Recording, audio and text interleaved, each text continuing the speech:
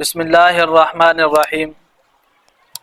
نبی اکرم صلی اللہ علیہ وسلم نے فرمایا المؤمن مرآۃ المؤمن، مومن کے لیے آئینے کی طرح ہے۔ آقا علیہ الصلوۃ والسلام کی اس تشبیہ کے اندر بڑی فصاحت و بلاغت ہے۔ ایک مومن کو دوسرے مومن کے لیے آئینہ قرار دیا، اس کے اندر بہت ہی فصاحت و بلاغت ہے کہ آئینے کے ساتھ ہی تشبیہ دی ہے، اس لیے کہ آئینے کے اندر 7 صفات ہوتی ہیں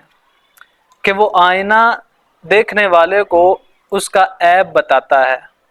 اور بتاتا بھی صرف اسی کو ہے، اور بتاتا بھی خاموشی سے ہے، کسی دوسرے کو نہیں بتاتا، اور بار بار بتاتا ہے، بار بار بتانے کے باوجود اس کا رویہ نہیں بدلتا، اور جب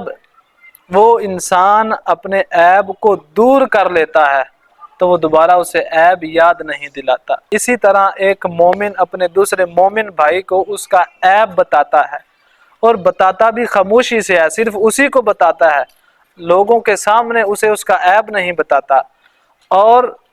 بار بار بتاتا ہے، بار بار بتانے کے باوجود اس کا بتانے کا رویہ نہیں بدلتا، اور جب مومن اپنے اس عیب کو دور کر لیتا ہے تو اس کا مومن بھائی اسے وہ عیب یاد نہیں دلاتا۔